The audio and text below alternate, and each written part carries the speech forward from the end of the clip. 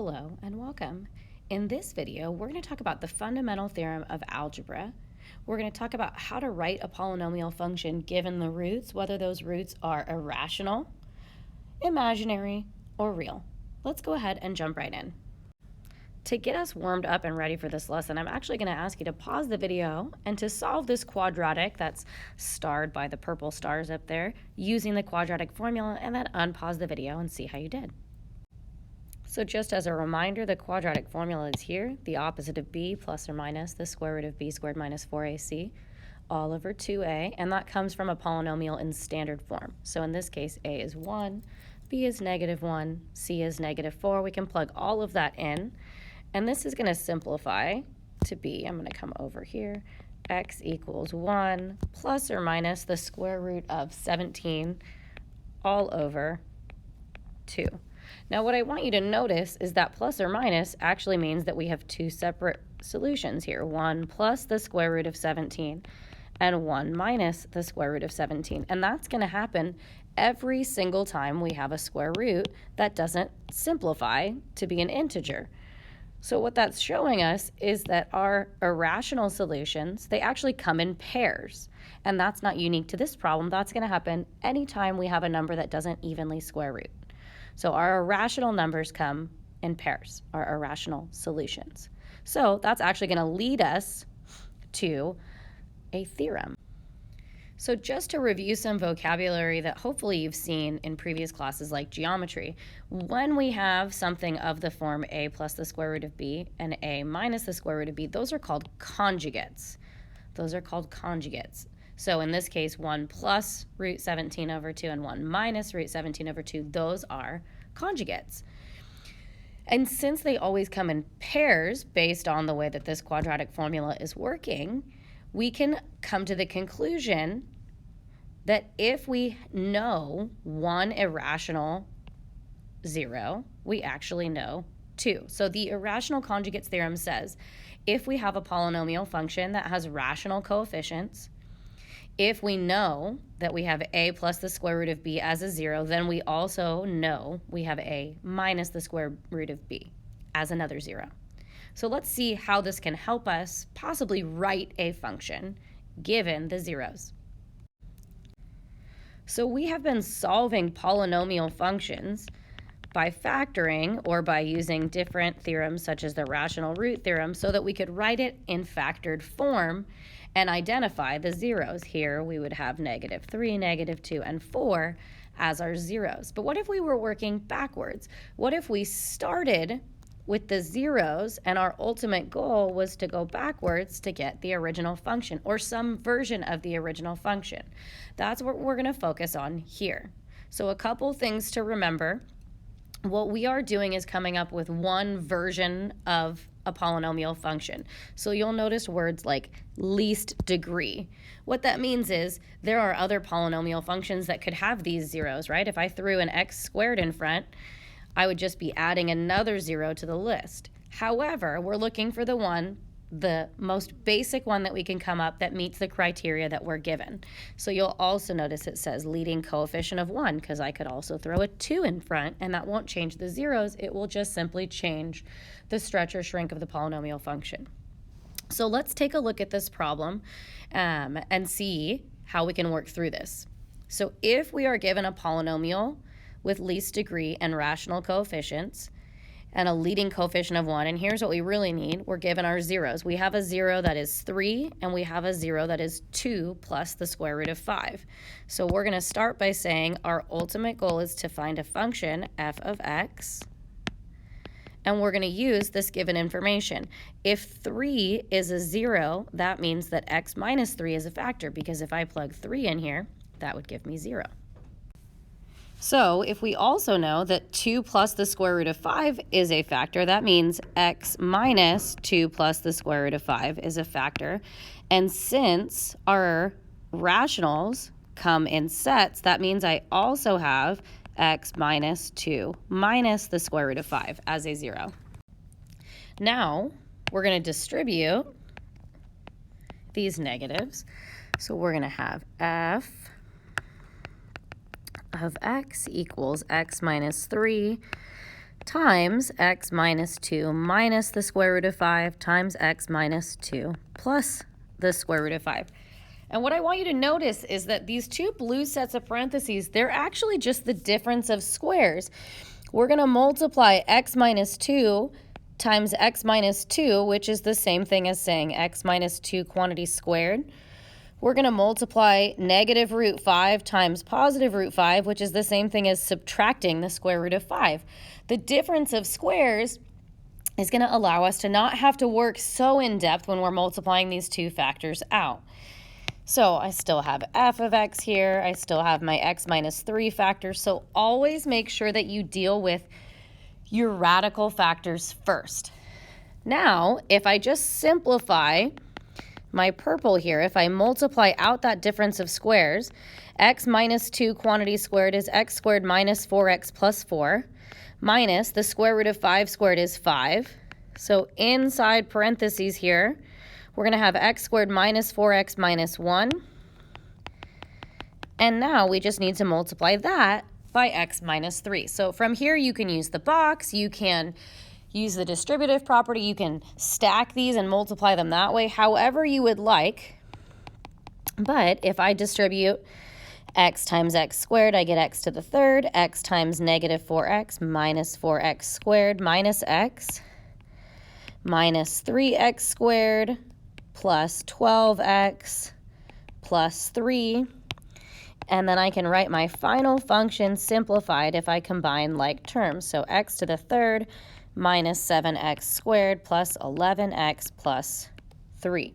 So there's a lot of little places that you can make mistakes in multiplication. So it's really important that you work through the steps slowly, that you always start by writing all of your factors out, and that you have both conjugates here based on this factor, that you deal with these two terms, the terms that have radicals, that you deal with those factors first because they're going to be the difference of squares. And if you recognize that, it's going to get rid of the radicals earlier on in the problem. Your final answer shouldn't have any radicals.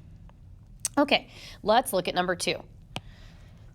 So we're going to start by identifying our zeros. We have a 0 that's 2 and a 0 that's 3 plus the square root of 7, which means we also have a 0 that's 3 minus the square root of 7. So if I write this out, f of x is going to equal, if 2 is a 0, that means x minus 2 is the factor. Then we have x minus 3 plus the square root of 7 and x minus 3 minus the square root of 7.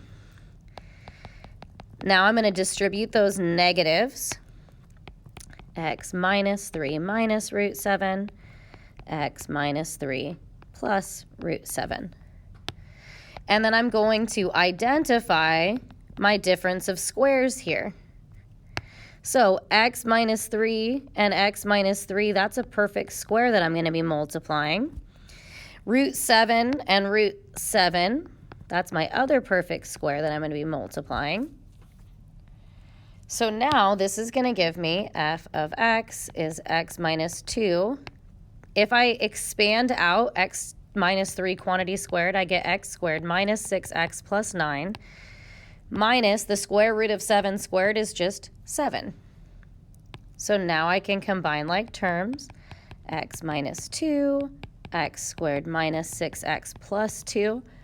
And then I'm going to encourage you to pause the video and finish this multiplication out on your own, and then unpause the video and see how you did. And hopefully you had time to expand that out and you have gotten down to this function here.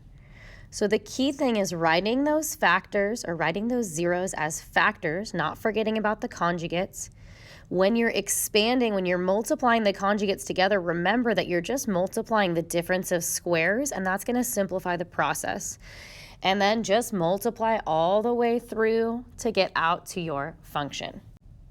Now we're going to see how this ties in with imaginary numbers. So if we were solving a quadratic like x squared equals negative 4, we would square root both sides, and again we would get a plus or minus, and in this case we'd get plus or minus 2i. Imaginary numbers also come in pairs. So if you know 1, 0 is imaginary, you know that its conjugate is also imaginary. So really similar to what we were just doing, except now we're going to tie in imaginary numbers. So if you have an imaginary number of the form a plus bi, its conjugate, a minus bi, will also be a factor. So let's just work through these examples, look a lot like what we were just doing, and see how this is different or similar with imaginary numbers. So number 5 tells us we have a 0 at 2 and 3 plus I, which means we have that conjugate 3 minus I as well. So f of x is going to equal x minus 2, that's the factor, x minus 3 plus I, x minus 3 minus I. Just like before, we're going to distribute these negatives here. That's going to give me x minus 3 minus I, x minus 3 plus I. And just like before, we again have the difference of squares.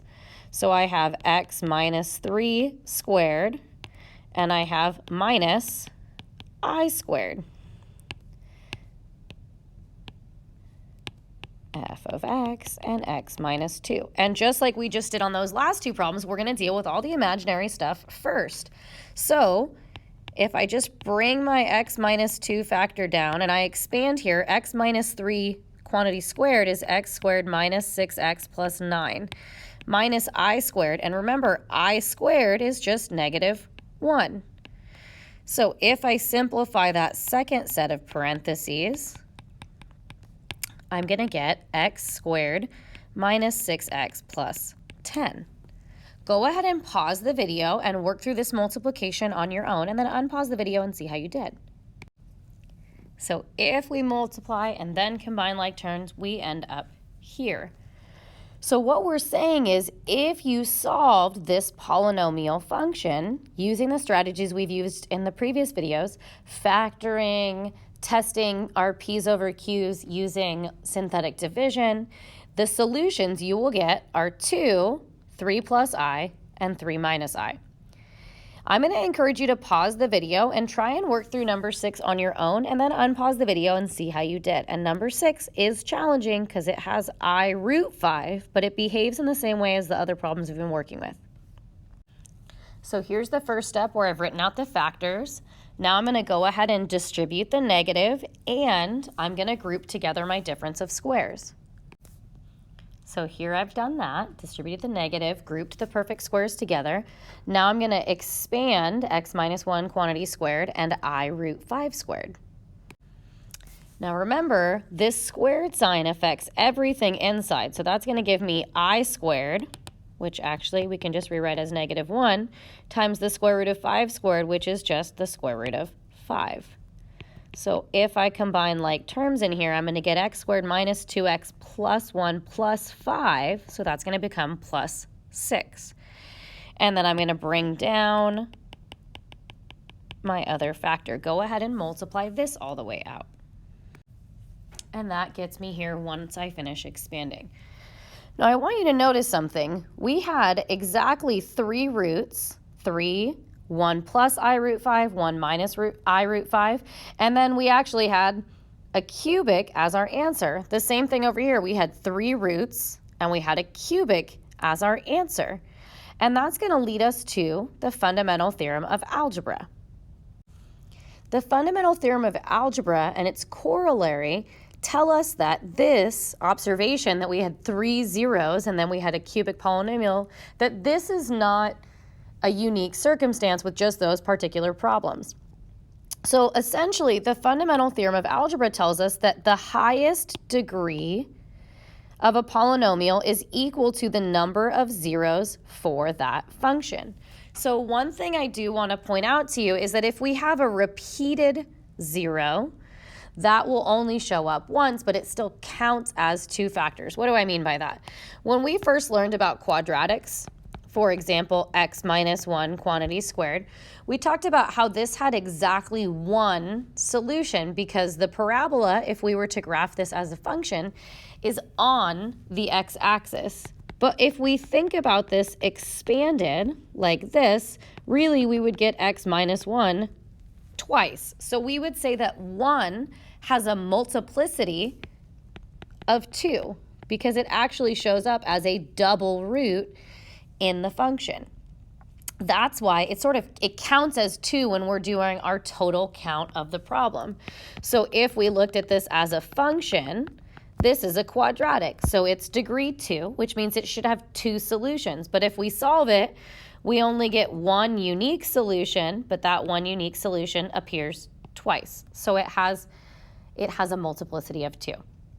So let's look at these two examples here. If I have this polynomial function set equal to 0, this is going to have exactly 5 solutions. Now, some of them could have a multiplicity that's more than 1, just like we saw with this quadratic. Some of them could be imaginary. Some of them could be complex or irrational. But if the exponent is 5, there are 5 solutions. So on number 4, if the highest exponent or the degree of the polynomial function is 45, that means there are 45 solutions. So let's take this idea and tie it back to what we learned in the last video about using synthetic division and our P's and Q's, that rational root theorem, to solve a polynomial function or to find its zeros. All right, so let's look at 2 last examples and then we can wrap up this video. So for example 7 and 8, we are going to find all of the solutions to the polynomial function. So looking at number 7, I can actually tell right away we should have 5 solutions because it is degree 5. So let's start by identifying our P's and our Q's, our possible solutions, since I can't factor this in the current form that it's in. So the P's are all the factors of 8, so plus or minus 1, 2, 4, and 8. Since Q is 1, the factors are plus or minus 1. So our options here are plus or minus 1, 2, not 3, 4, and 8. So let's see if we can figure out what all 5 solutions are. So first thing I'm going to do is check and see if it seems like 1 is going to work. Well, this is 1 plus 1 minus 2, that's 0. Minus 12 minus 8, that doesn't seem like that's going to work. Let's see what happens if we plug in negative 1. Negative 1 minus 1 minus 2 plus 12 minus 8. I don't know, maybe. So let's go ahead and test negative 1. If you can convince yourself that negative 1 is not going to work without testing it, that's great. But I'm going to make sure that it doesn't work. Remember your placeholders for the missing terms. There's no to the 4th power term, so I need a 0 there. So coefficients 1, 0, 1, negative 2, negative 12, negative 8. And then go ahead and work through that synthetic division. That's going to give me 0. Awesome.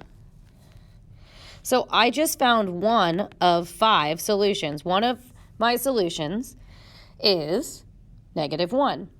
Now what's left looks like it's going to be a x to the 4th plus or minus x to the 3rd plus 2x squared minus 4x minus 8. I'm going to have 1, 2, 3, 4, 5 terms. Not sure we've talked about how to factor something that has 5 terms. So I'm actually just going to do synthetic division again, but I'm going to use these as my new coefficients because this is my new polynomial. So we know that 1 isn't going to work. We tried negative 1. So let's go ahead and test another number like x equals 2. X equals 2. So I'm going to try 2. I'm going to bring 1 down. That's going to give me this 4, 8, 4, 8. Oh, nice. 2 in a row. Go us. So I just found my next solution, which is going to be 2. Now, I could keep going. I could test again with what's left. But I'm going to see what happens if I actually write this out as a polynomial. Also, one thing I want to point out is that all 4 of these numbers are positive, so the rest of our roots are probably going to be, or at least the next root I could find is probably going to be a negative value. But let's just see what we get if we write this out as a polynomial. This is going to be, so it was x to the 5th, so this would have been x to the 4th, so now I should be at x to the 3rd. Plus x squared plus 4x plus 4 equals 0. There's 4 terms, so I'm going to see what happens if I factor by grouping Greatest common factor here is x squared. That leaves me with x plus 1. Greatest common factor here is 4. That leaves me with x plus 1. That's going to give me x squared plus 4 times x plus 1 equals 0. X squared plus 4 equals 0. X plus 1 equals 0. Negative 1 is already here. That means it has a multiplicity of 2. And remember, graphically, that means that it's going to sort of bounce back from the direction it came when I'm graphing, which I'm not here, but still good to remember. So I'm going to make a little note down here. This has a multiplicity of 2. You don't have to write that, but it's good practice to see that. How do I solve x squared plus 4 equals 0? I'm going to subtract 4 on both sides. And then I'm going to square root. The square root of negative 4 is plus or minus 2i. Plus or minus 2i. So here I can see my 5 solutions. Plus 2i is one solution, minus 2i is a second, 2 is a third, and negative 1 has a multiplicity of 2, so negative 1 is there twice. So 1, 2, 3, 4, 5 solutions, just like I was supposed to have here. I'm going to encourage you to pause the video, identify your P's and Q's, test your values, and work through this problem on your own, and then unpause the video and see how you do. Not loving how many options there are for my P's over Q's, but it does look like 1 is going to work if I plug it in. 1 plus 3 is 4, plus 9 is 13, plus 23 is 36. So I am going to use synthetic division to test x equals 1, or to divide it out so that I have a smaller polynomial to work with. So go ahead and do that synthetic division on your own. Don't forget about placeholders, and then unpause the video and see how you did. So just as we expected, that evenly divides in. So we found our first solution, which is going to be positive 1. Now we need to find a second solution. So let's go ahead and test negative 1 with our new cubic. I'm going to make a little note to myself. This is going to be a cubic polynomial. Let's go ahead and try negative 1 and see what happens. Also, since all of these terms are positive, I'm only going to try negative numbers for right now. So pause the video, work through checking if negative 1 is a factor. So x equals negative 1 isn't going to work, so I'm going to rewrite this, and I'm going to try negative 2 since I know I want to try negative numbers. So go ahead and pause the video and try x equals negative 2. Yay, that works. So I have another solution. Now it looks like I have 4 terms, which is going to give me a quadratic. Nope, which is going to give me a cubic. And let's go ahead and see if it factors by grouping. Kind of looks like it's going to. GCF here is going to be x squared times x plus 2 plus 9 times x plus 2. Awesome. So x squared plus 9 times x plus 2 is going to be 0. This is going to give me negative 2. So this negative 2 has a multiplicity of 2. X squared is going to equal negative 9. So x is going to be plus or minus 3i. So just like we showed using the fundamental theorem of algebra, we should have 5 solutions, which we do. Oops, except I need to write my plus or minus here to make that true. We have positive 3i, negative 3i, positive 1, and then we have 2 negative 2's, right? Which means we're going to have that sort of vertex-looking shape in our graph because negative 2 has a multiplicity of 2. So to recap what we covered in this lesson, we talked about how irrational roots and imaginary roots, they come in pairs. They have conjugates. So if we are solving the way that we just were, finding those roots and zeros, we know how many we need based on the fundamental theorem of algebra. And we can use our P's and Q's to limit that list for our rationals. And we can keep in mind that we may have to solve a quadratic or a cubic by factoring, or using the quadratic formula to find those roots. We also talked about how to write a function if we're given the zeros by writing those zeros as factors and multiplying them out. So go ahead and write down any questions you have, and I look forward to supporting you on this. Thanks for listening.